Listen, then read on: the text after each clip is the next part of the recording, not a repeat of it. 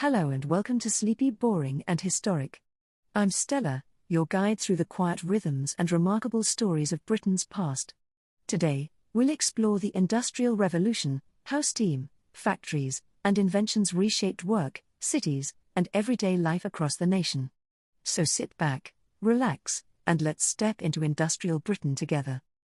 There's a certain charm to looking back at the very beginning of the Industrial Revolution. Not the dramatic bits with locomotives racing across the countryside, or factories roaring with machines that sounded like they were arguing with themselves. No, I mean the very first steps. The gentle shuffle, the almost hesitant transition from quiet cottages to smoky workshops. The small changes that didn't feel big at the time, but ended up nudging Britain straight into an age of thundering industry and enough coal dust to make everyone look slightly grey even on a sunny day. It is here, in this peaceful, almost domestic corner of history, that our sleepy story begins. Before all the chaos, Britain's economy looked rather like a patchwork quilt sewn by an elderly aunt. Cottage industries were scattered everywhere. Nothing rushed. Nothing whirred. And nothing smelt faintly of smog. Families worked inside their own homes, most often inside just one room that had to serve as workshop, kitchen, living space and occasional cat sleeping territory. A spinning wheel stood in the corner, someone's half-finished weaving hung across a chair, and a few children ran underfoot trying not to get told off for tangling the yarn. These cottage industries covered a surprising range of jobs. Textiles were the big one, of course. Wool, linen, and eventually cotton passed through many hands before becoming shirts, dresses, cloaks and the sort of undergarments that looked like they required a minor engineering degree to put on. Families spun fibers into thread, wove cloth on handlooms, and made goods the slow, steady way. There was no rushing a spinning wheel, it moved at its own pace, much like someone on their seventh cup of tea trying not to spill a drop. Cottage industries also included shoemaking, button-making, small metal goods, pottery, lacework and basic tools. In short, if it could be made by a human hand, in a home lit by a window and the occasional candle, someone in Britain was making it. The entire system depended on skill, patience, and having enough daylight to see what you were doing. Winter must have been rather inconvenient. The rhythm of life was beautifully slow. You rose with the sun, worked until you were hungry, ate something entirely beige, then went back to your loom. It wasn't glamorous, but it was steady. A village might hum quietly with the sound of spinning wheels, but it never roared. And because everything was small-scale, there was no need for giant buildings, huge workforces, or oddly loud machines that sounded like they might explode if someone sneezed too close to them. But beneath all this peaceful domestic industry, things were beginning to shift. Britain was growing. More people, more trade, more demand. The tiny cottage workshops simply couldn't keep up. It's difficult to produce millions of yards of cloth when you have one loom, two hands, and a cat that insists on sitting on everything the moment it's finished. Merchants, ever alert to profit, looked at the cottage industries and thought, this is far too slow. And so began the gentle tug toward change, the idea that perhaps production should be faster, and bigger, and maybe not inside someone's kitchen next to the stew pot. The earliest changes weren't dramatic. In fact, they were subtle, almost polite suggestions rather than revolutions. New tools appeared first. Could weaving be quicker? Could spinning be done with more than one thread at a time? Could a machine help, even if only a little? And then came the moment when a few clever inventors answered, yes, actually. It can. The first inventions of the Industrial Revolution were designed to fit neatly inside the cottage world. The flying shuttle sped up weaving without requiring a new building or a new job title. It simply traveled fast across the loom and occasionally startled people who weren't expecting it. Then came more ambitious tools, machines that spun several threads at once, frames that wove cloth more efficiently, and devices that stubbornly refused to fit inside a small cottage without rearranging half the furniture. This created a mild problem. Cottage floors were only so large, and cottage ceilings were only so high. Some inventions were just too big, or too heavy, or too noisy, or, in the case of early mechanical contraptions, too likely to shake the entire structure if someone operated them with any enthusiasm, and so the idea of bringing workers together in one place began to make sense. Not for socializing, of course. Victorians preferred their socializing in strictly approved formats, usually involving tea. No, this was purely practical. The machines needed space, and space was in short supply inside the average cottage where a family already slept, worked, ate, stored their tools, and attempted not to trip over the dog. The shift from cottage to workshop happened gradually, like a quiet tide coming in. Workshops then became early factories, though the word factory at this point meant something far less dramatic than the chimney-sprouting behemoths that would later define industrial cities. These early factories were simply large rooms with hand-operated machines, a few windows, and the faint smell of oil. They required more workers, more organization, and more hours. But compared with what came next, they were still gentle operations. And then, inevitably, coal entered the story. Coal had been used for heating for centuries, but now it became the heart of production. It offered something invaluable: power. Machines could be run faster, tools could be driven by mechanical force, and production could be scaled up to a level that cottage workers could never hope to match. It was exciting, in the way that new technology always is. And also slightly terrifying, in the way that enormous black smoke-belching machines tend to be. As soon as coal-powered machinery became common, the entire landscape changed. Workshops expanded. Factories grew. Villages with a handful of small industries suddenly sprouted chimneys. The air thickened, the colors dimmed, and everything took on that classic industrial shade of grayish-brown that perfectly matched Britain's weather. The change wasn't only visual. It was practical, economic, and deeply personal. Cottage workers who once controlled their own pace found themselves pulled into larger workplaces where the rhythm of the machine set the tempo. Instead of stopping to stir the soup or answer the door, workers now followed the steady clatter and hiss of machinery that didn't know or care whether someone needed a break. It is easy to imagine the bewilderment of those early workers. Their grandparents had spun wool in peaceful rooms with sunlight drifting through the window. Now their children walked to work under the shadow of growing chimneys, stepping into spaces where iron gears turned, belts whipped overhead, and the floor shook ever so slightly whenever a machine was started up. Yet, despite the noise, the smoke, and the undeniable sense that everything was about to get considerably more chaotic, there was opportunity. More jobs appeared, not always pleasant ones, but jobs nonetheless. Wages became regular, even if modest. Production soared. Britain became known not for quaint handmade goods but for the astonishing quantity it could produce. Still, it's important to remember that at this early stage, the chaos was more of a rumble than a roar. The huge mills and dark city skylines would come later. For now, this was the moment where the old world and the new world overlapped. Spinning wheels still turned in cottages, but new machines were arriving in workshops. Handlooms still clacked, but power looms were on the horizon. The countryside remained largely peaceful, but the first threads of smoke curled upwards in places where they had not before. This chapter of history feels almost like standing on a doorstep, one foot inside the familiar warmth of cottage industry, the other stepping into the unknown industrial age. The people living through it didn't know they were part of a revolution. They only knew that things were changing. Slowly at first. Then a little faster. Then faster still, until the pace was set not by a spinning wheel, but by coal, steam, iron, and human ambition. And so the early beginnings of the Industrial Revolution weren't loud, or dramatic, or smoky enough to collapse a lung simply by breathing.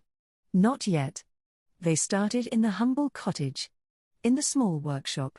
In the minds of merchants and inventors who wanted more productivity, more output, more efficiency.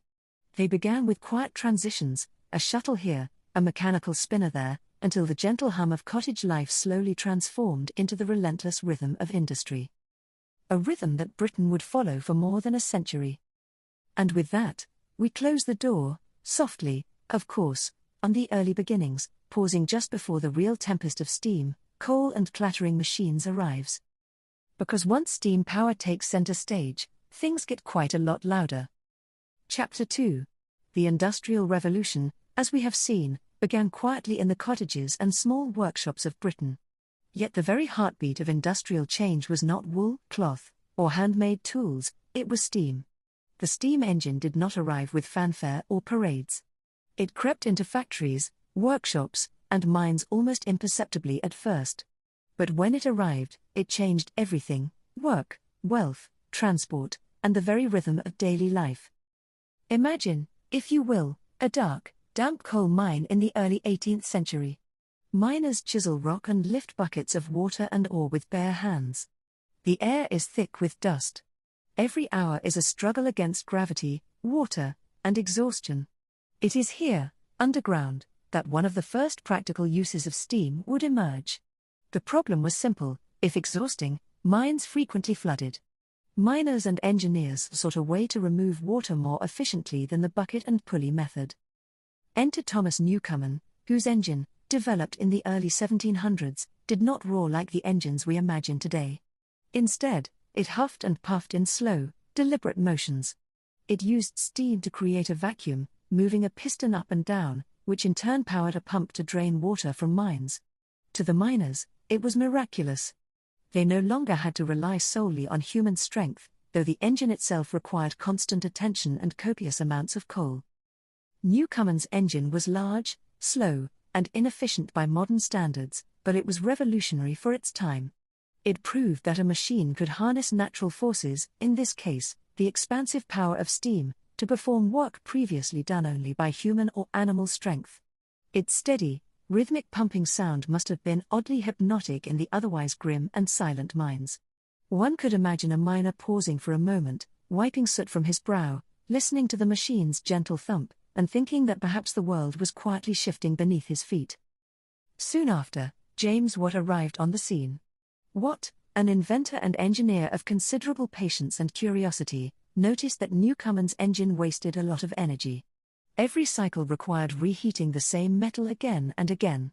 Watt's brilliant innovation was the separate condenser, which allowed the engine to work far more efficiently. Suddenly, steam engines could run longer, use less coal, and deliver more power. Watt's engines became the standard, first in mines, then in workshops, and eventually, in factories that demanded more than human strength could ever provide. The beauty of the steam engine lay in its universality. Unlike wind or water, which depended on weather or geography, steam could go anywhere there was fuel and water. Factories could be located in towns, near rivers, or in coal-rich regions. Mines could be drained faster. Workshops could power spinning frames and looms without relying on rivers or falling water. Steam brought predictability to production. It introduced a rhythm, almost musical, to the hum of industry: piston rising, piston falling, valves opening and closing, hissing steam filling the air. And then came the locomotive, though we will not dwell on travel too much here, that is for the transport chapter. Suffice to say that once steam could be harnessed to move not just pumps but wheels and carriages, the imagination of the Victorian mind expanded in ways previously unimaginable. Factories could operate farther from water sources. Mines could be drained at unprecedented depths. Towns could grow because energy was no longer tied to rivers or manpower alone. Steam promised power, almost limitless, almost magical, yet undeniably mechanical. Steam also transformed domestic life indirectly. A household or small workshop could never run a Newcomen or Watt engine themselves, but the goods produced by steam-powered mills and factories arrived in homes with surprising regularity. Cotton, iron, and tools became more widely available. Wages, though modest, could buy more than ever before. People could marvel at the way a single engine, firing and hissing in a coal-fueled chamber, could change the world outside their door. Of course, there were inconveniences. Steam engines required coal, and coal required miners. The air became thicker, heavier, sometimes choking, especially in towns growing near industrial centers. Chimneys started to punctuate skylines like sooty sentinels. The smell of industry became pervasive. But for those who lived in the early days of the Industrial Revolution, the benefits outweighed the discomforts. Productivity soared. Britain's economy swelled. And the hum of the steam engine became a reassuring, even comforting, background rhythm, at least to some. Engines came in all shapes and sizes.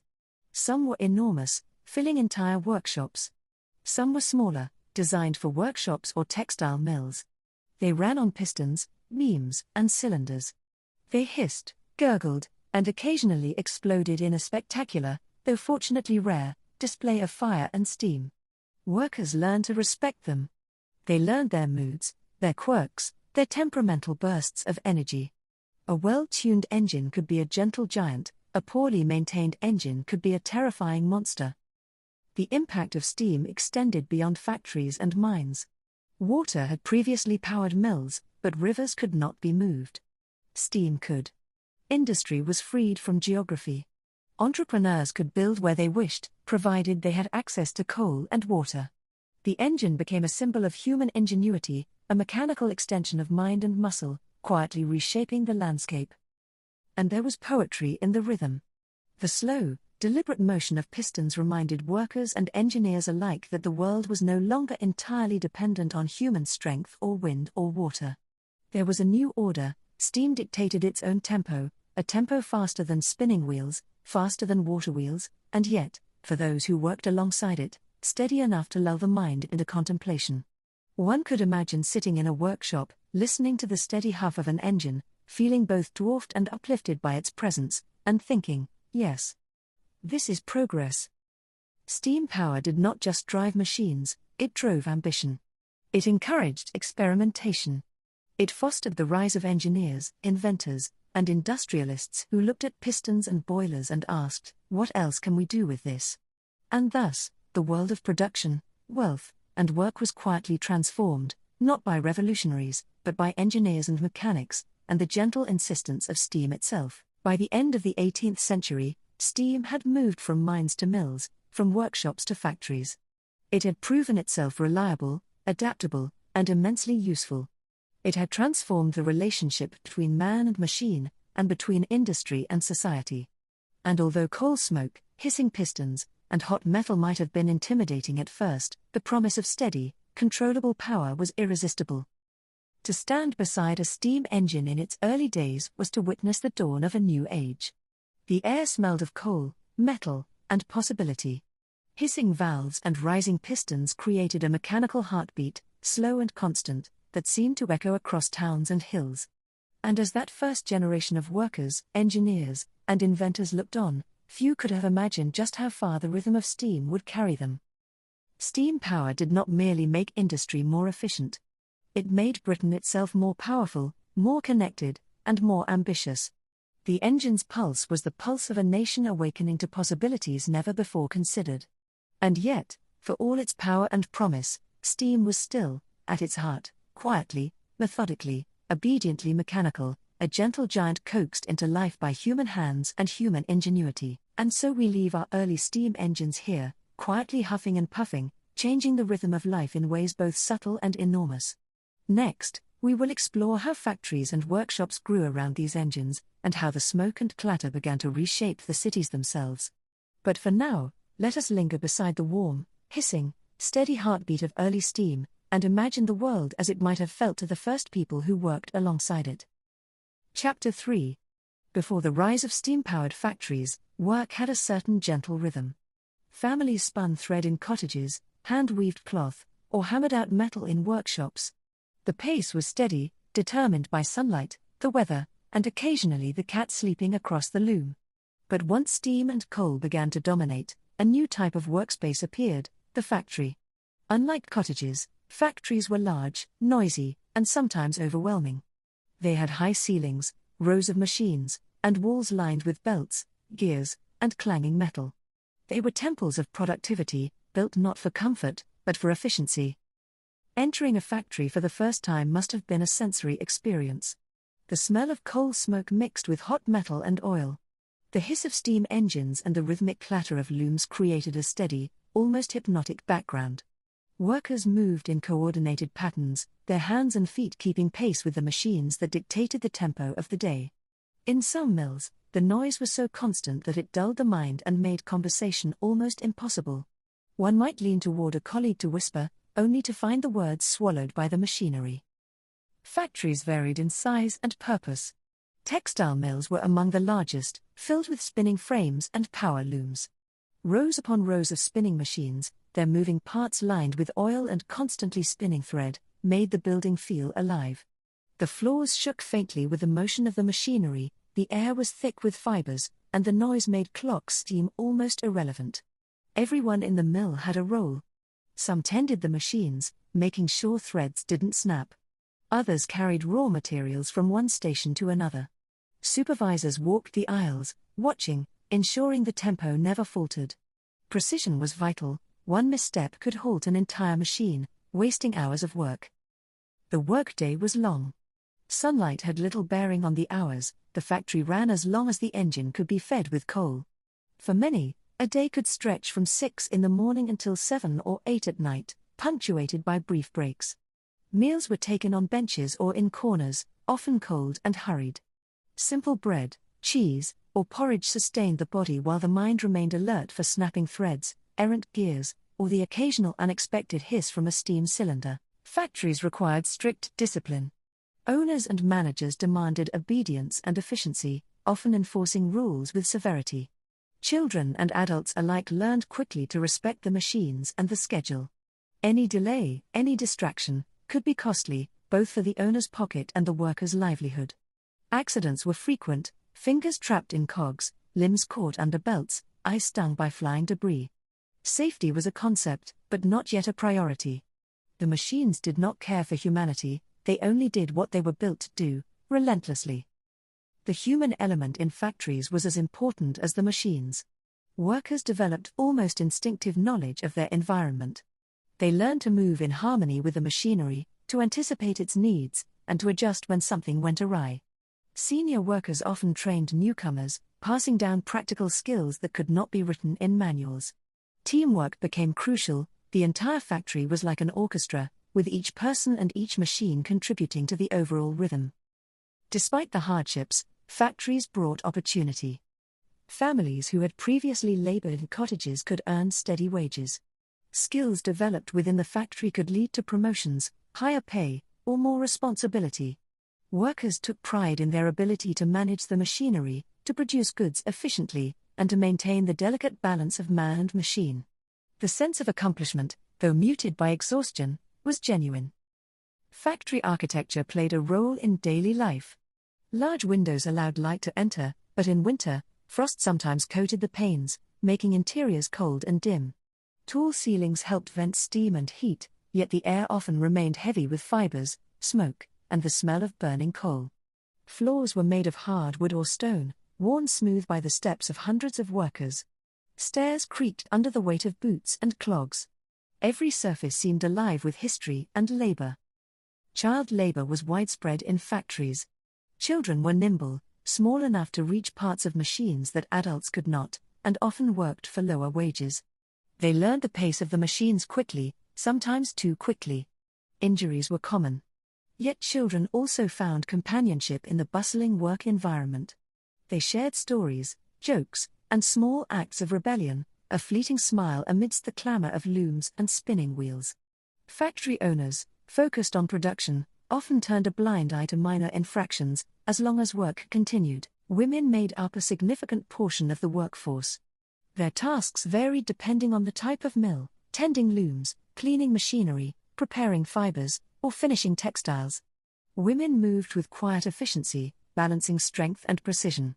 Work often demanded long hours, yet factory life gave some women a degree of financial independence previously unimaginable. They could contribute to household income, save for their future, and learn skills that extended beyond domestic tasks. The introduction of steam-powered machinery amplified all these factors. Factories that once depended on water or manual power could now run continuously. Production increased, bringing economic growth. Workers, however, faced relentless pace and heightened intensity. Each hour was measured, each task monitored, and any lapse could disrupt the delicate balance of the workplace. Time itself was regimented. Clocks became both friend and overseer, ticking alongside the rhythm of pistons and cogs. Breaks were brief but vital. Workers often ate cold meals at their stations, taking a few minutes to rest hands, stretch, or simply inhale away from the dust and heat. Conversation was minimal, but whispered camaraderie persisted. Shared hardship created bonds. Workers knew each other's strengths, quirks, and vulnerabilities. They learned to watch over one another, to anticipate fatigue or error, and to step in silently when needed. This quiet cooperation allowed factories to function efficiently and helped maintain a fragile human balance amidst the mechanical thunder. Despite the hardships, Factory work transformed communities. Villages evolved into industrial towns. People settled near mills, forming networks of families, tradesmen, and services to support the workforce. Shops, pubs, and schools appeared to meet new needs. Factories became social centers of a sort, even if the noise never ceased. They shaped rhythms of life, dictated schedules, and, in an odd way, created stability. As long as the machines ran and the coal flowed, livelihoods continued. The physical toll of factory life was immense. Long hours, poor ventilation, repetitive motions, and exposure to dust and heat caused fatigue and illness. Yet workers adapted. They developed routines to manage exhaustion, to avoid injury, and to navigate the ever-present machinery. Human ingenuity met mechanical demand in a continuous, quiet negotiation. To imagine a day in an early Victorian factory is to picture a complex choreography. Workers and machines, old and new, moving together in an almost musical cadence. Steam hisses, belts spin, gears turn, and the entire building pulses with energy. It is a rhythm both exhausting and mesmerizing, a testament to human perseverance and ingenuity. Factories shaped more than work, they shaped people. They taught discipline, patience, cooperation, and skill. They also introduced new risks and hardships. They transformed economies, societies, and landscapes. In these mills, the Industrial Revolution came alive, not as a sudden eruption, but as a persistent, humming presence, quietly reshaping lives day by day. And so we leave the factory, gently stepping away from the hissing machines, the clattering looms, and the relentless rhythm of industry. We pause to imagine the exhausted hands, the careful eyes, and the human spirit navigating a world transformed by steam, metal, and coal. The story of factories is one of adaptation, endurance, and quiet, relentless change, a prelude to the even greater transformations yet to come. Chapter 4. Child labor was one of the most pervasive and striking features of the Industrial Revolution. Across Britain's factories, textile mills, and coal mines, children worked long, grueling hours under conditions that would be considered unacceptable today.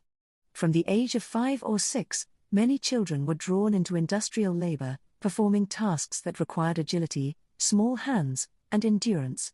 They were essential to the machinery of production, yet their work exposed them to physical danger, long-term health risks, and a harsh, regimented daily routine that shaped their formative years. In textile mills, children were employed to tend to spinning machines, repair broken threads, and clean under moving gears. Their small size allowed them to crawl into narrow spaces and perform work that adult hands could not manage efficiently. These tasks were repetitive, tedious, and exhausting. Children were expected to maintain constant attention, moving swiftly to ensure machines operated without interruption.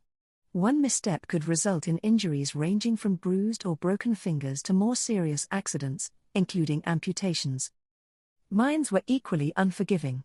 Coal and mineral extraction demanded children's labor both underground and at the surface.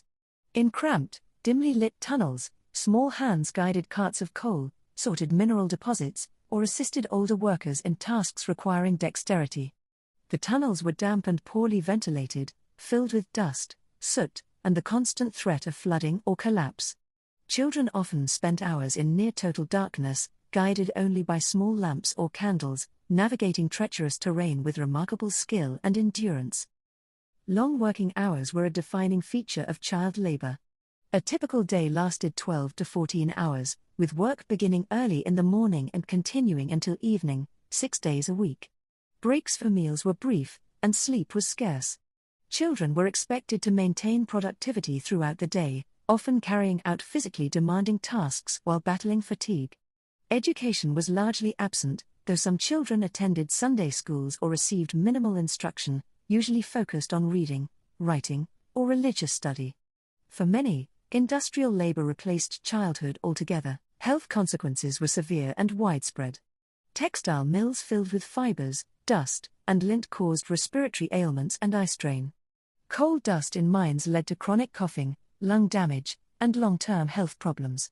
Many children suffered from stunted growth, bent backs, and calloused hands due to the repetitive and physically demanding labor. Injuries from machinery, falls, or accidents in mines were common, and medical care was limited or rudimentary. Families often relied on home remedies or local practitioners, leaving children to endure pain and illness without adequate support. Supervision in factories and mines was strict, sometimes harsh. Overseers, armed with canes or sticks, monitored children closely, ensuring they remained focused and disciplined. Punishments for mistakes, slowness, or disobedience could be physical or verbal. Children learned quickly to obey instructions, adapt to the speed of machinery, and work with precision. Mistakes could disrupt production, endanger others, and draw the attention of stern managers, making vigilance a daily necessity. Despite the physical and emotional challenges, children developed skills and resilience.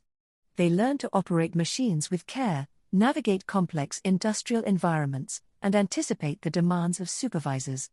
Work routines created a rhythm that children adapted to, establishing patterns of endurance and concentration that became second nature. In some cases, they formed informal support networks, helping one another avoid injury, share tips for tasks, or provide encouragement during long hours.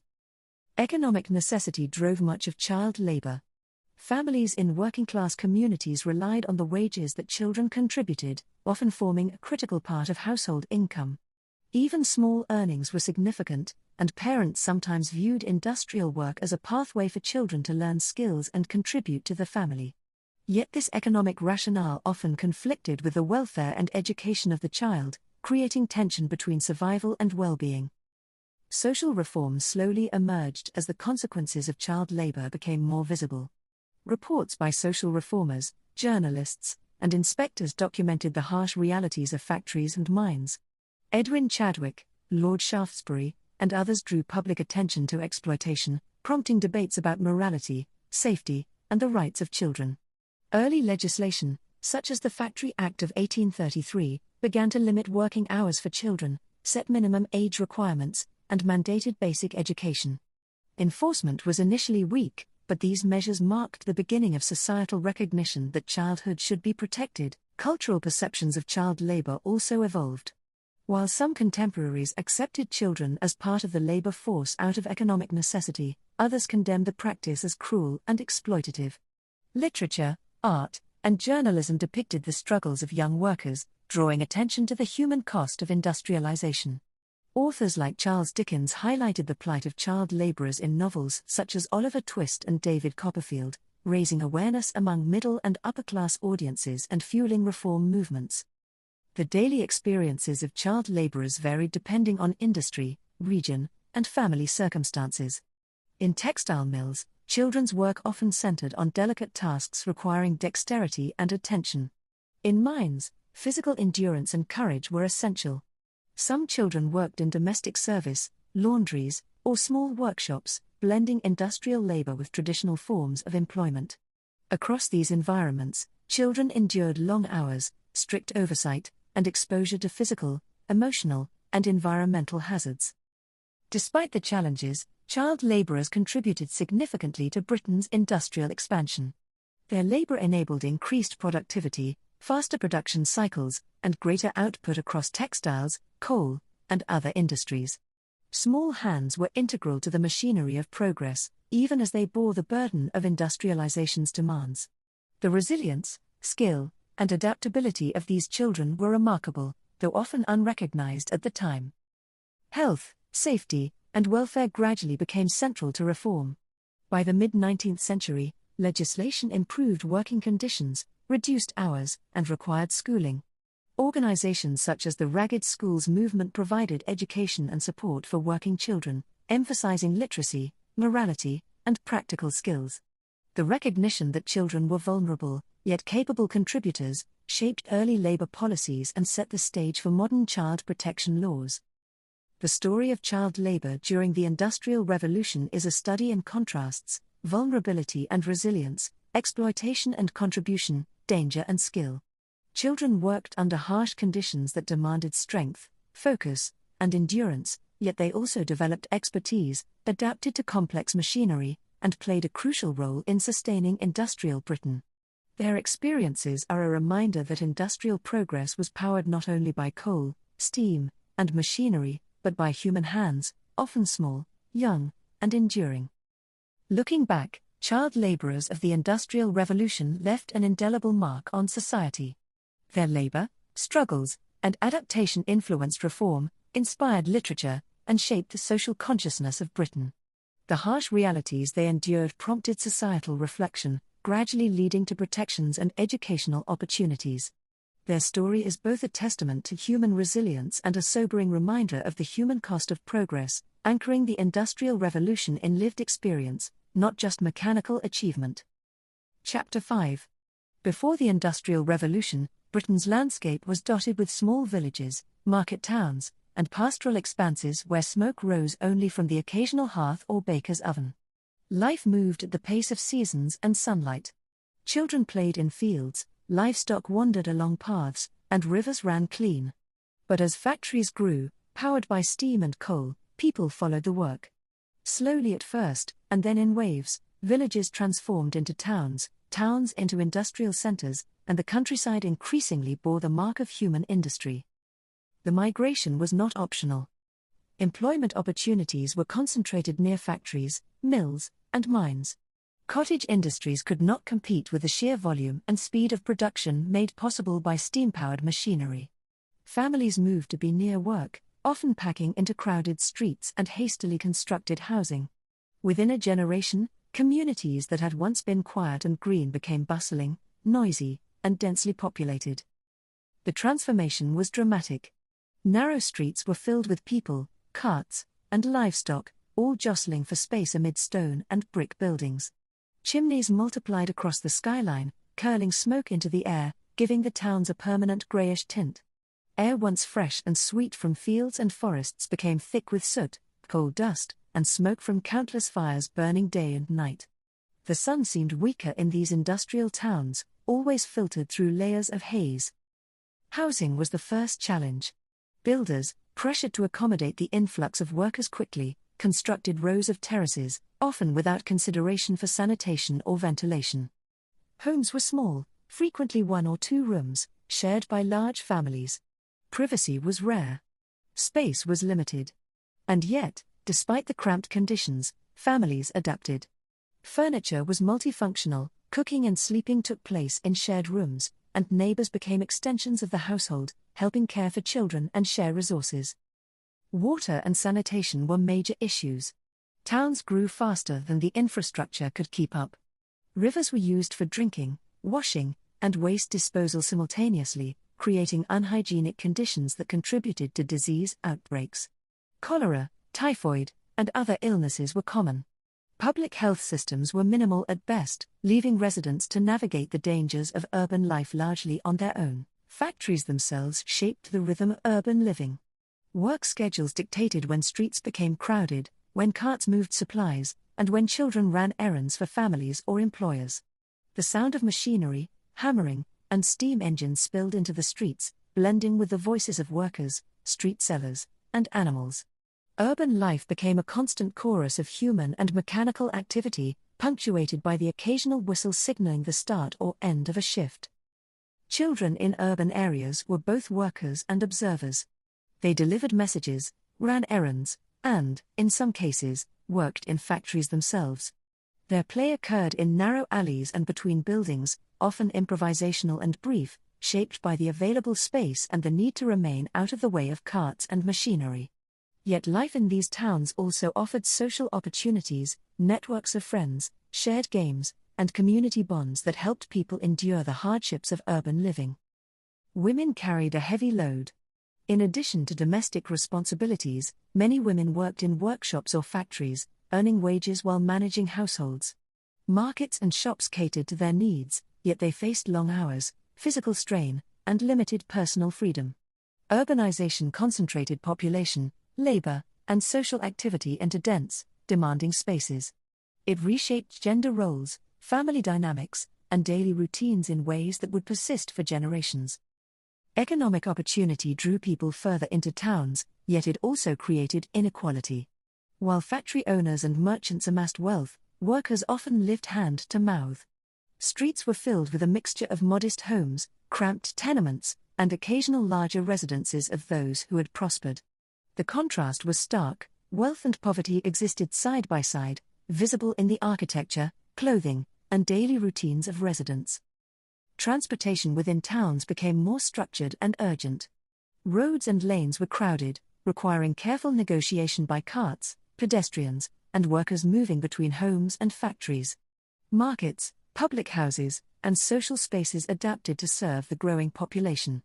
Urban life demanded coordination, patience, and a new awareness of time, as schedules became dictated not by nature, but by the relentless pulse of industry. Health and hygiene gradually became social concerns. As population density increased, officials and reformers began to advocate for better housing, cleaner streets, and improved water supply.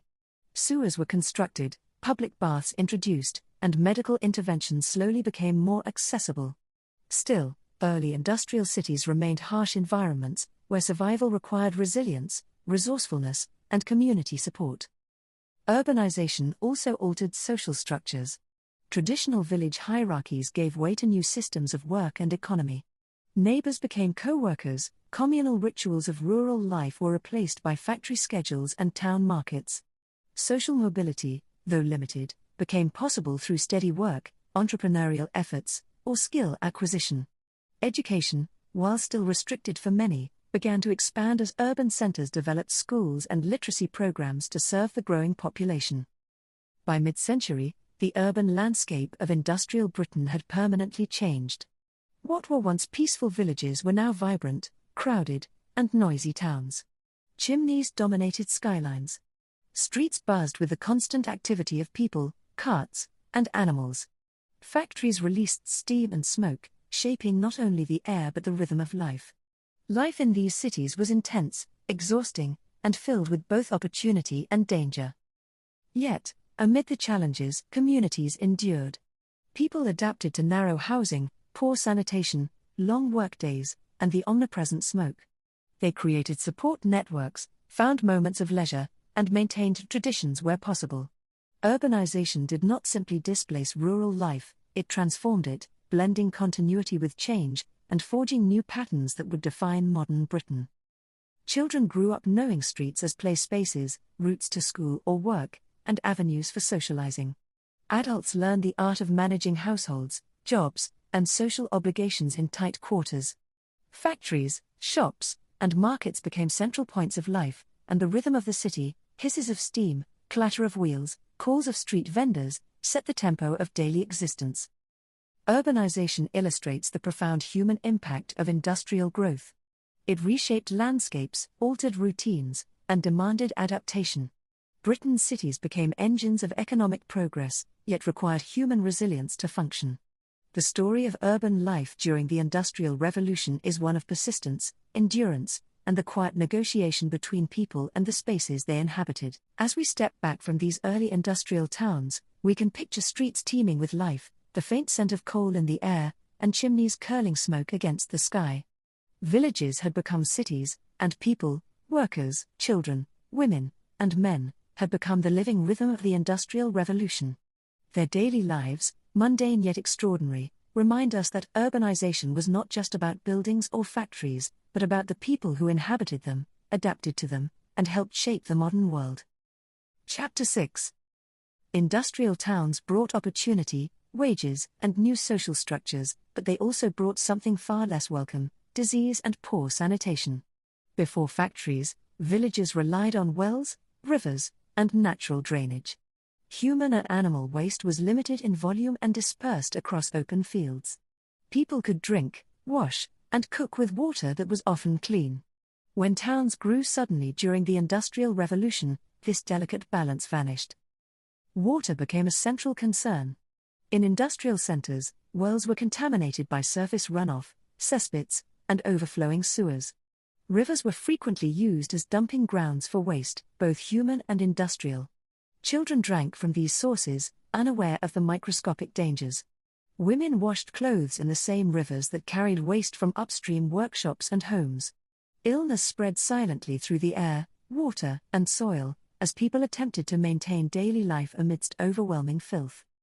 Cholera became a particularly dreaded specter.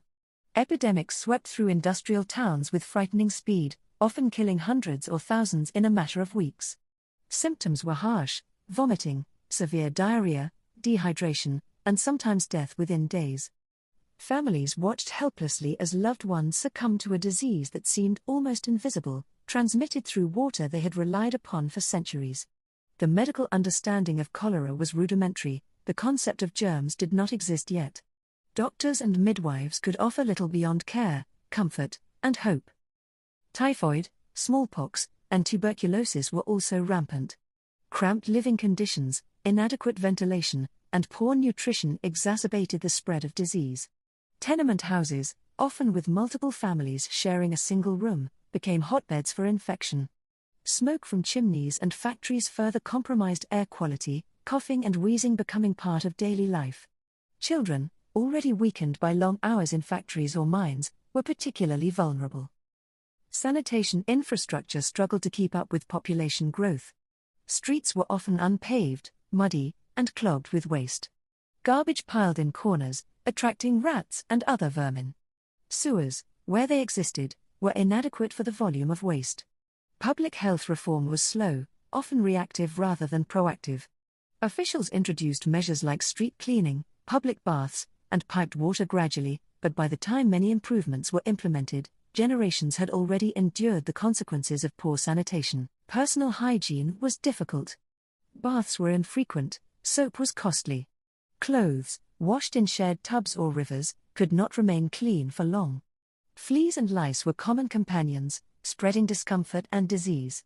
The smell of coal smoke, human sweat, and waste mingled into a pervasive urban odor. Yet people adapted. Communities developed coping mechanisms, sharing knowledge, techniques, and routines that made survival possible. Children were doubly affected. Working long hours in factories and mines exposed them to industrial dust and grime.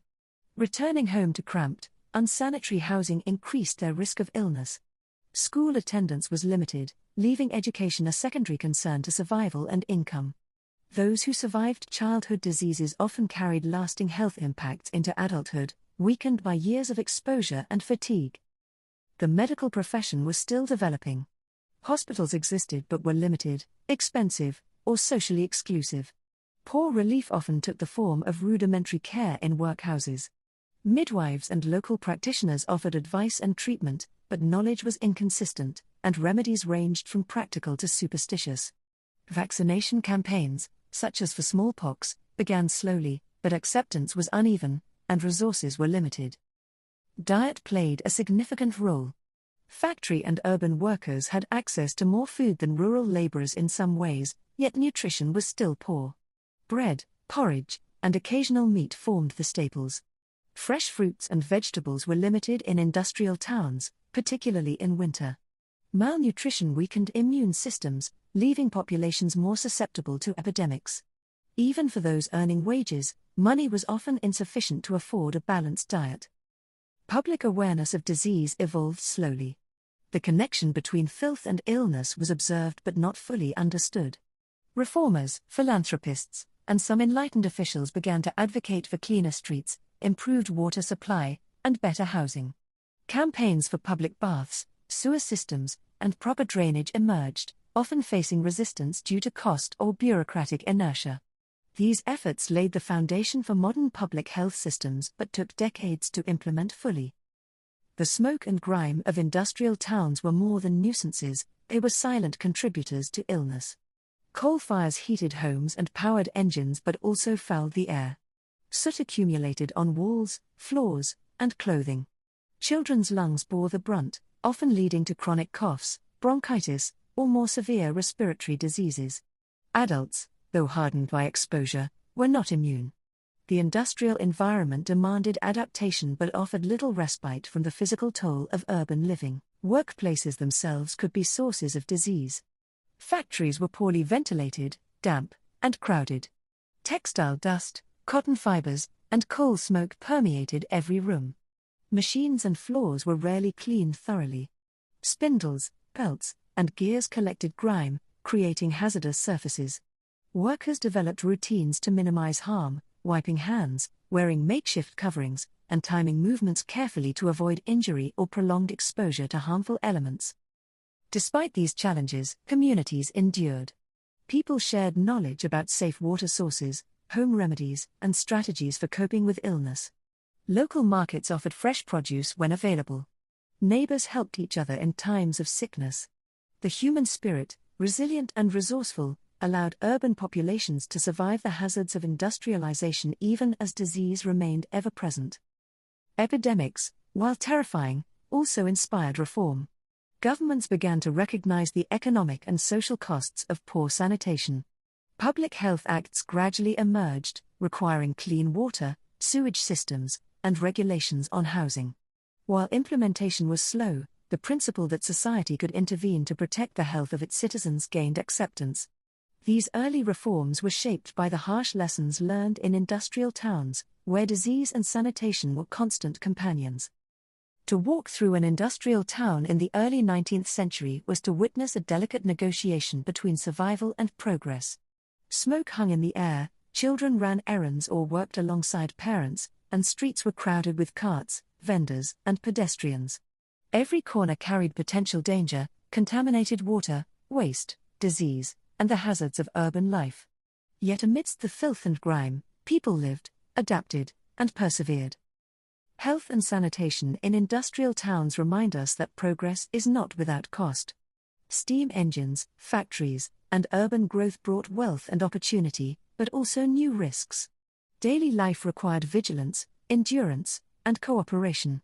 Families, workers, and communities developed strategies to survive and thrive in conditions that would seem harsh by modern standards. As we leave the streets of smoggy industrial towns, we imagine the mingled smells, the sounds of machinery and human activity, and the resilience of those who endured disease and filth while building the modern industrial world. Their story is one of quiet adaptation, courage, and the gradual emergence of public health awareness, a testament to the human ability to persist, even under the most challenging conditions. Chapter 7. Before the Industrial Revolution, travel was slow and laborious.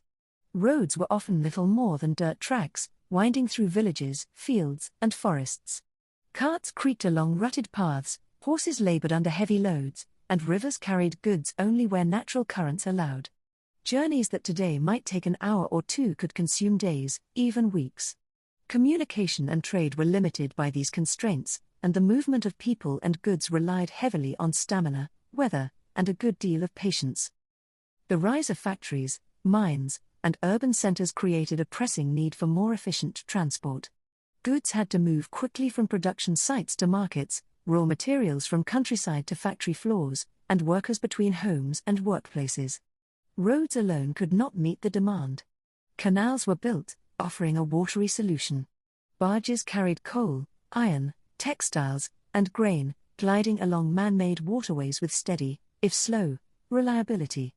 They were quiet, smooth, and efficient, yet constrained by geography and the limits of human or animal towing power. Then came the steam engine applied to transport, and Britain began to move faster than ever before. Early locomotives, powered by coal and water, transformed the possibilities of travel and trade. The first railways connected industrial towns with ports and cities, opening pathways that had previously been impossible or prohibitively slow. The pace of life accelerated, at least for goods and information, while the daily routines of people began to adjust to the predictable rhythm of railway schedules. Railway stations became hubs of activity. Even the smallest towns gained a link to distant cities. Platforms were filled with the hiss of steam, the clang of bells, and the clatter of wheels. Passengers clutched tickets, luggage, and hopes of arriving somewhere on time. For the first time, ordinary people could contemplate journeys that had previously been the privilege of the wealthy. A trip that once required a day or more by carriage could now be completed in hours. Goods moved in unprecedented volumes. Coal, iron, timber, textiles, and foodstuffs flowed steadily along iron tracks. Merchants could expand markets. Factory owners could receive raw materials more predictably and ship finished goods farther than ever. Markets became interconnected. Prices and supply chains adjusted to the new speed, and local economies began to merge into a national network, powered by the quiet, relentless motion of steam engines. Workers adapted their lives to the railway timetable. Factories coordinated shifts to align with freight arrivals. Farmers sent crops to market time to trains rather than natural conditions. Postal services used railways to speed letters, allowing communication to reach distant towns in a fraction of the time previously required. The nation became smaller, in a sense, as physical distances were conquered by mechanical power. Travel for ordinary citizens was still regulated by cost. Third-class carriages were basic, often crowded, and uncomfortable. Wooden benches, little protection from the weather, and occasional jolts from uneven tracks were standard. Yet for many, the experience was exhilarating. Steam, smoke, and the rhythmic pounding of wheels created a sense of motion and possibility. Journeys became part of life, shaping schedules, expectations, and even social interactions. Railway workers themselves formed a distinct community. Engine drivers, firemen, porters, and maintenance crews developed specialized knowledge. They understood the temperaments of engines, the quirks of tracks, and the timing of stations. Safety was a constant concern. Early trains lacked many of the modern protections we take for granted, brakes were rudimentary, signals limited, and accidents were all too common. Yet professionalism, skill, and experience kept the system functioning and allowed Britain to embrace faster transport. Bridges, tunnels, and embankments reshaped landscapes. Rivers were crossed with iron arches, hills pierced with tunnels, and valleys spanned with trestles. The railway was more than a means of travel, it was a physical transformation of the countryside. Farmers, villagers, and townspeople watched as familiar landscapes changed, adapted, or disappeared under tracks and infrastructure. Industrial Britain was being built not only in factories and mines but also across the land itself. Steam engines themselves became symbols of progress. Their black, coal-streaked bodies, polished wheels, and billowing chimneys were visible markers of modernity. People marveled at their speed, power, and noise. In literature, art, and popular culture, locomotives symbolized the unstoppable force of industry, the triumph of engineering, and the new possibilities of a connected nation. Children stared wide-eyed as trains rumbled through towns, imagining the places they could reach and the adventures waiting just beyond the horizon. Railways influenced urban planning. Towns expanded along track routes. Stations brought commerce, hotels, pubs, shops, and warehouses clustered nearby. Employment opportunities grew, not only in construction and operation of railways but also in services supporting passengers and freight. Population centers shifted and grew, responding to the paths of iron and steam. The environmental impact was immediate. Coal-fired engines contributed to urban smoke, soot, and air pollution. Railway embankments altered drainage, diverted streams, and changed local ecosystems. Yet these environmental costs were often overlooked in favor of the practical and economic benefits of rapid transport.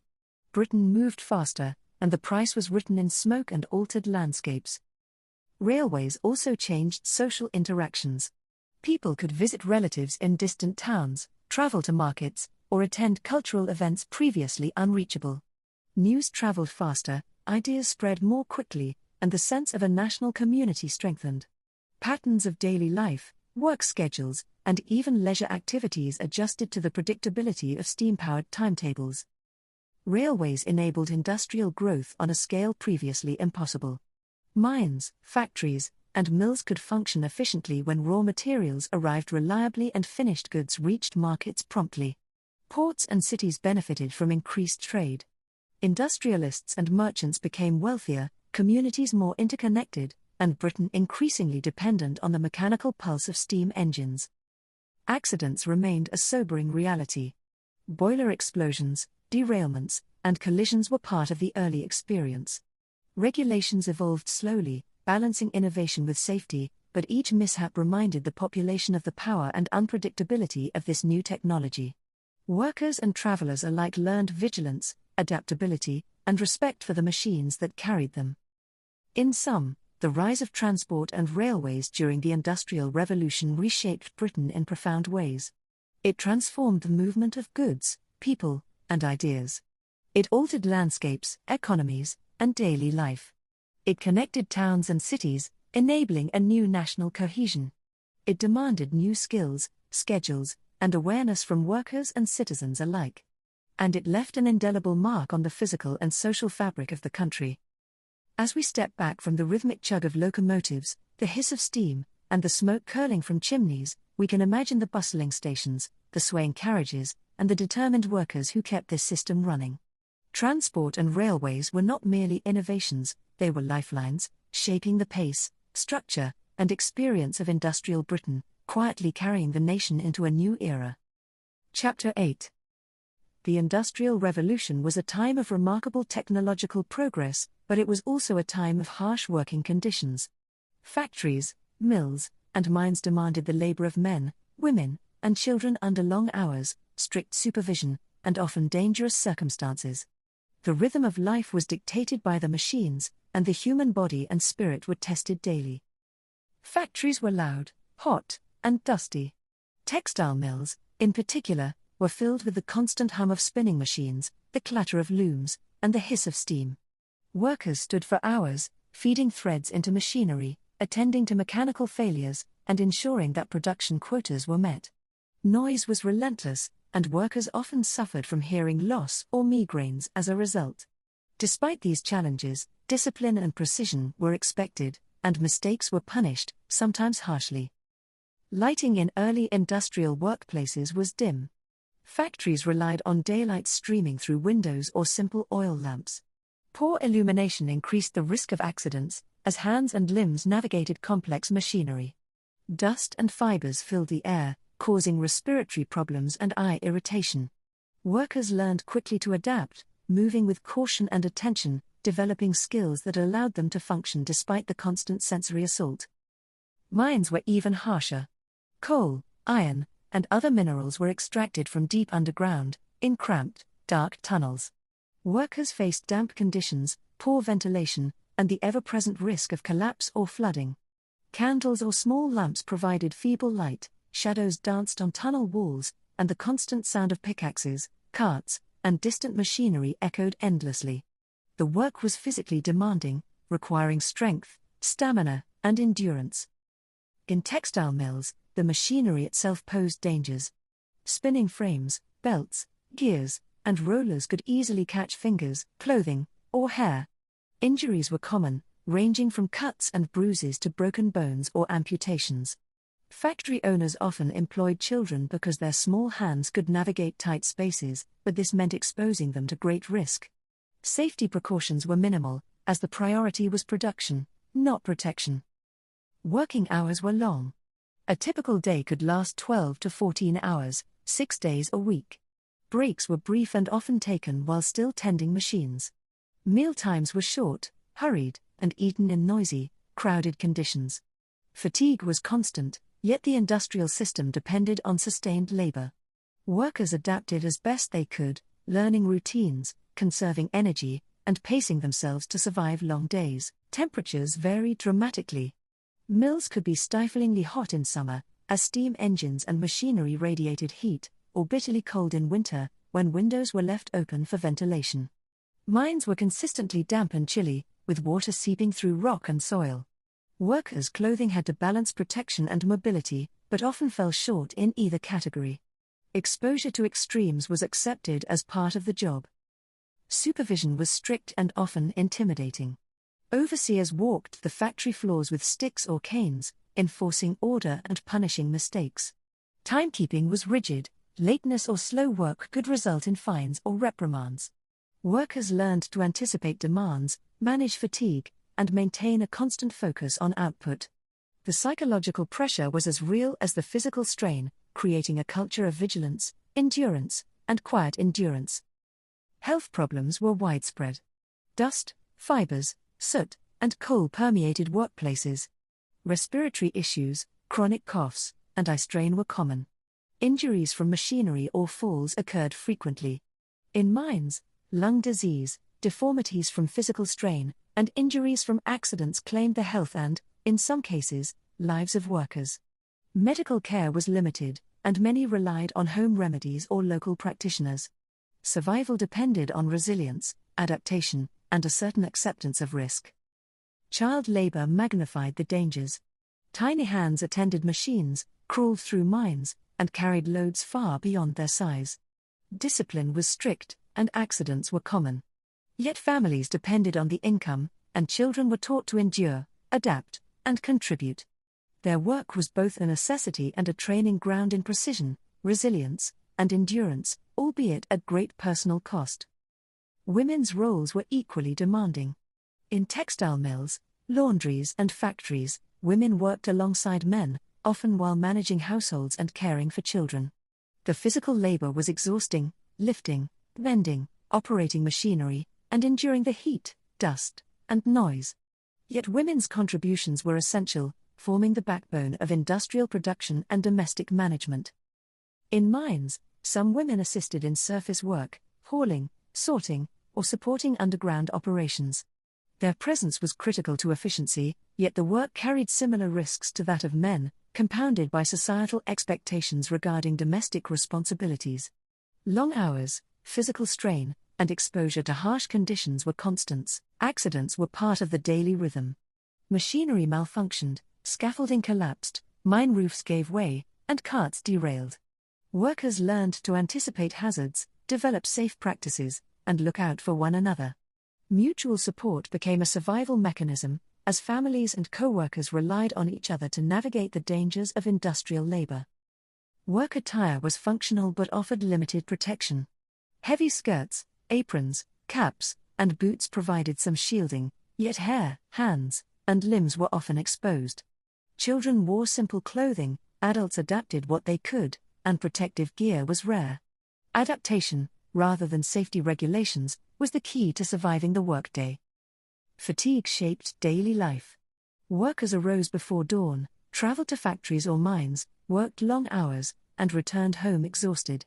Meals, sleep, and leisure were squeezed into brief windows. Social life and recreation existed but were limited. The physical demands left marks on bodies, bent backs, calloused hands, and chronic ailments. Yet the persistence of these workers was remarkable, a testament to human endurance under industrial pressures. Despite the harshness, there was a rhythm, a structure, and a sense of purpose. Production depended on consistency. Workers adapted to the mechanical beat of the machines, to the schedule of shifts, to the demands of supervisors. Communities formed around workplaces, sharing knowledge, assistance, and moments of respite. Collective endurance became part of the culture of industrial towns. Over time, reform movements began to recognize the dangers of working conditions. Factory acts, safety regulations, and labor rights slowly emerged, prompted by public awareness, reports, and social conscience. These changes were gradual, often limited, and initially poorly enforced, but they marked the beginning of a shift toward recognizing the rights and safety of workers. The story of working conditions during the Industrial Revolution is one of challenge, adaptation, and resilience. It reminds us that progress often comes at a human cost. Workers, both young and old, endured heat, noise, dust, accidents, and fatigue while powering the machinery that transformed Britain. Their daily lives, filled with effort, danger, and endurance, were integral to the industrial achievements of the era. As we step back from the clatter of mills and the darkness of mines, we can imagine the long hours, the intense concentration, and the quiet determination of those who labored. Industrial Britain was built on their backs, their hands, and their spirit. And while machinery, engines, and factories draw attention, it is the human element, the perseverance, skill, and endurance of workers that truly made the Industrial Revolution possible. Chapter 9.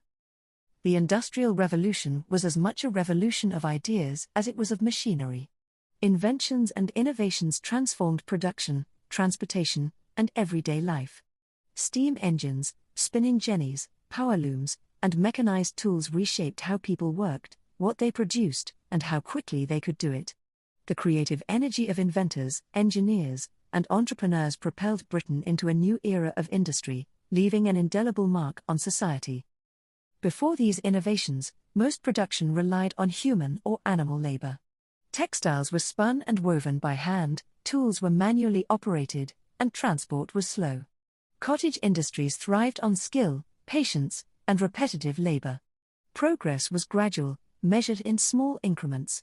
But as inventors experimented with new ideas, the pace of change accelerated.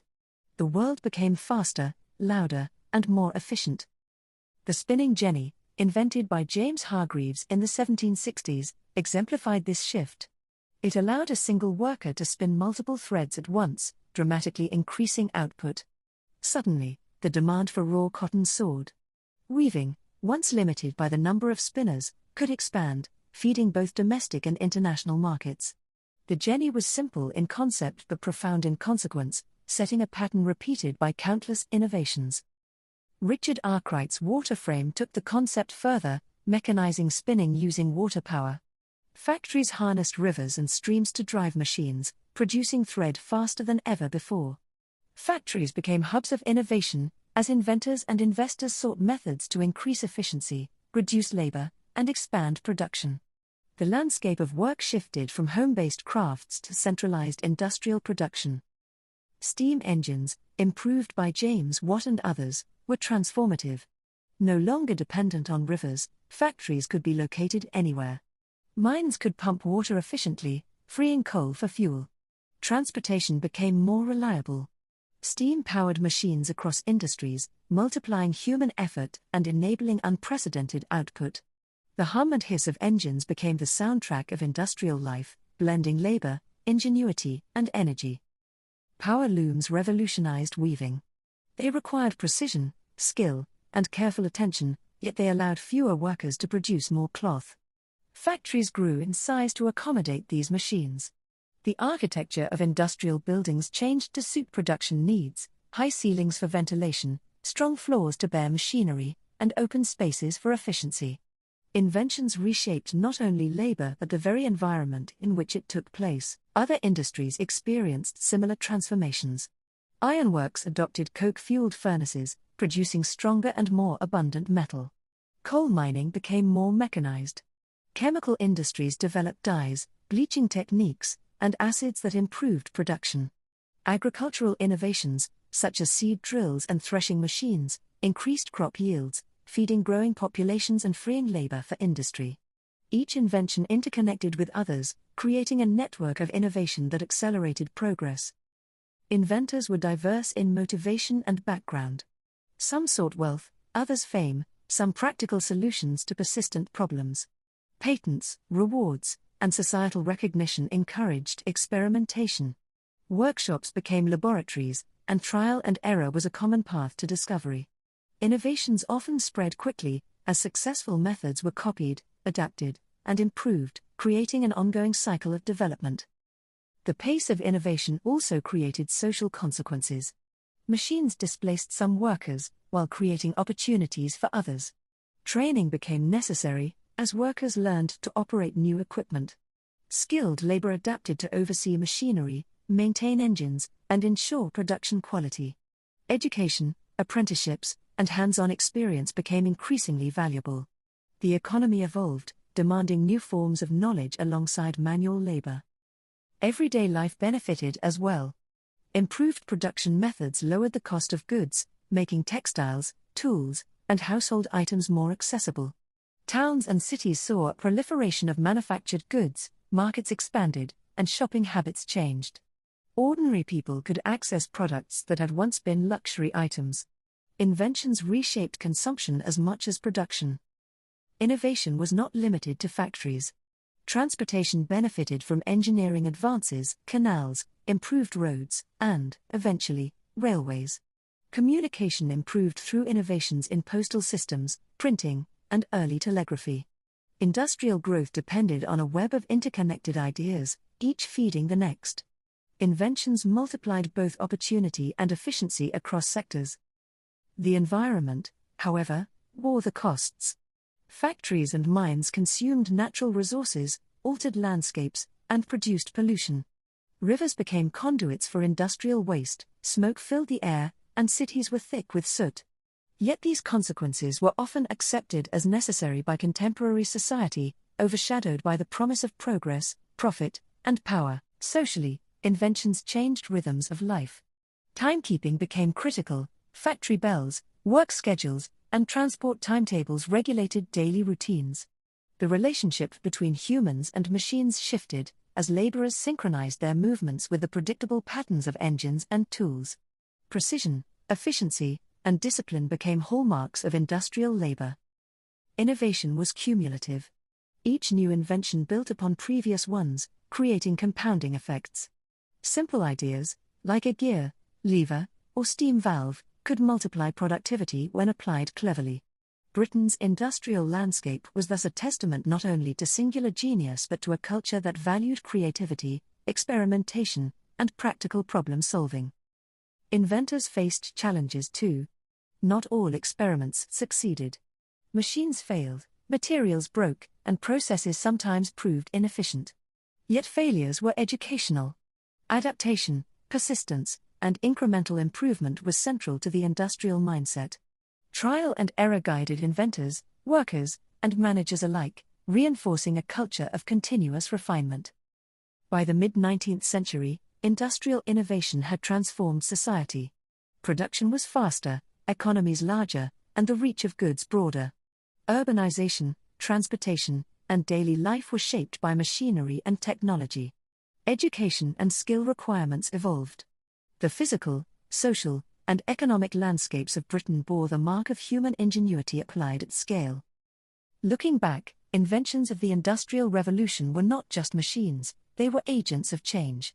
They influenced work, living conditions, economic structures, and social organization. They required adaptation, endurance, and skill from those who operated them. They reshaped the nation and laid foundations for future technological progress. The story of industrial innovation is ultimately a story of human creativity meeting necessity. Steam, gears, threads, and metals were tools, but ideas were the force driving transformation. Factories, workshops, and laboratories hummed with potential, turning inspiration into tangible change. Britain moved forward, powered by the synergy of intellect, labor, and mechanical ingenuity. As we imagine the rhythmic turning of wheels, the hiss of steam, and the constant hum of machinery, we see a world in flux. People and machines together reshaped the environment, expanded possibilities, and laid the groundwork for modern industrial society. Innovation during this era reminds us that progress is both human and mechanical, gradual and revolutionary, and always dependent on the ability to adapt, experiment, and endure. Chapter 10. The Industrial Revolution did not simply transform Britain during the 18th and 19th centuries, it left a legacy that continues to shape modern life. Factories, steam engines, railways, and innovations were not isolated phenomena, they were the foundation of an industrialized society, influencing cities, work, technology, and culture for generations to come. To understand this legacy, it is necessary to reflect on the social, economic, and environmental changes that endured long after the machines first roared to life. Urban landscapes were forever altered. Towns and cities expanded rapidly to accommodate workers drawn to industrial employment. Terraced houses, often built hastily, lined streets near factories and mills. Former villages grew into industrial hubs, and new towns emerged entirely around factories or mines. Roads, railways, and canals created networks that connected people, goods, and ideas across the nation. The spatial organization of Britain was reshaped, and modern urban planning still reflects the patterns first established during industrial expansion. Economically, Britain became a global powerhouse. Industrial output soared, creating wealth and opportunity. Textiles, iron, coal, and other goods formed the backbone of trade, both domestic and international. The growth of banks, insurance companies, and commercial institutions supported this expansion. Markets became interconnected, supply chains more complex, and trade reached far beyond local or regional boundaries. Modern economic structures, factory production, mass manufacturing, and international trade networks trace their roots directly to the Industrial Revolution. Labor patterns shifted permanently. The rigid schedules of factory and mine work established new rhythms for daily life. Time became quantifiable, punctuality a necessity, and efficiency a virtue. Workers adapted to the machine's pace, learning discipline, skill, and endurance. Over time, labor reforms, safety regulations, and the recognition of workers' rights evolved, shaping modern employment standards. Even today, aspects of shift work, professional specialization, and occupational training echo the demands first introduced during this era. Education and skill development gained new importance. Industrial society required technically skilled workers, engineers, and managers. Apprenticeships, Technical schools and vocational programs emerged to meet these needs. Knowledge became increasingly specialized, and practical problem solving was valued alongside theoretical learning. Modern education systems, with their emphasis on technical training and career preparation, are partly the legacy of industrial Britain's demand for skilled labor. Innovation and invention continued to influence society. The culture of experimentation that characterized the Industrial Revolution laid the groundwork for scientific and technological advancement. Mechanical ingenuity, practical engineering, and systematic problem-solving became central to industry. Steam, power looms, spinning jennies, and mechanized tools were only the beginning. The mindset of innovation, improving efficiency, solving problems, and inventing tools to meet new challenges, permeated society and persists in modern technological development. Transportation and infrastructure remain enduring legacies. Railways established during the Industrial Revolution formed the blueprint for modern networks. Canals, roads, and later highways built on industrial foundations enabled the rapid movement of goods and people. Modern urban transport, freight logistics, and even city layouts owe much to the first iron tracks, bridges, and tunnels. The Industrial Revolution created not only a system of machines but a system of movement, connecting communities in ways previously impossible. Social structures evolved. The rise of industrial towns created distinct working, middle, and upper classes, each defined by occupation, income, and lifestyle. While inequalities persisted, the Industrial Revolution also expanded social mobility, offering opportunities for individuals to improve their circumstances through skill, entrepreneurship, or education. Modern society's class structures, urban demographics, and social mobility patterns reflect these foundational changes. Health and sanitation improvements, initially born of necessity, left lasting benefits. Epidemics, poor living conditions, and industrial pollution prompted reforms that established the principles of public health. Sewer systems, clean water initiatives, waste management, and public health acts were responses to industrial-era challenges. These reforms became standards for urban life, and contemporary public health systems trace their origins to the lessons learned during industrial expansion. Culturally, industrial Britain fostered new forms of art, literature, and social commentary.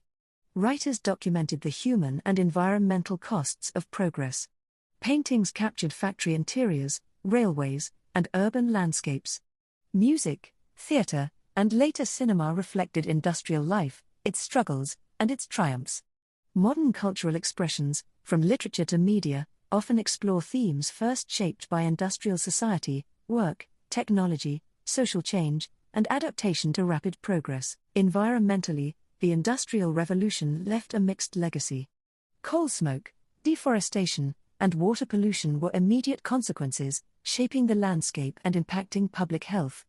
While some environmental degradation persists, industrialization also prompted awareness of natural resource management, energy use, and sustainability. Today's environmental policies, debates over pollution, and renewable energy initiatives can trace historical roots to the consequences first encountered during industrial expansion. Family life and daily routines were transformed. Work dictated schedules, urban living reshaped domestic spaces, and leisure time became a structured commodity. Holidays, public parks, and recreation emerged partly as responses to industrial life, creating traditions that persist in contemporary society. Even simple rhythms, from mealtimes to workdays, bear the imprint of industrial-era patterns. The legacy of labor struggle is equally significant. Harsh working conditions led to advocacy, reform movements, and the eventual establishment of labor rights. Trade unions, safety regulations, and minimum wage laws emerged from the lessons learned in factories and mines. Modern employment law, worker protections, and unionization owe their origins to the perseverance and advocacy of industrial-era laborers. In sum, the Industrial Revolution's legacy is pervasive. Britain's economy, infrastructure, labor practices, urban landscapes, culture, and even environmental policies are shaped by the industrial transformation that began in the 18th century. The innovations, challenges, and adaptations of that era established frameworks that endure today. Steam, iron, coal, and invention are not just historical artifacts, they are threads woven into the fabric of modern Britain. Reflecting on this legacy, we see a nation transformed by ideas, machinery, and human effort. Factories, railways, and inventions were more than technical achievements, they shaped society, work, and daily life. The Industrial Revolution was not only a period of change but the foundation for the modern world. Its effects continue to resonate, reminding us that progress is both a product of human ingenuity and a test of endurance, adaptation, and vision. As we leave behind the rumble of steam engines, the hum of factories, and the bustling streets of industrial towns, we recognize the lasting impact of that transformative era. Modern Britain, in its cities, industries, and society, carries the imprint of the Industrial Revolution, a testament to the ideas, inventions, and perseverance that powered a nation into the modern age.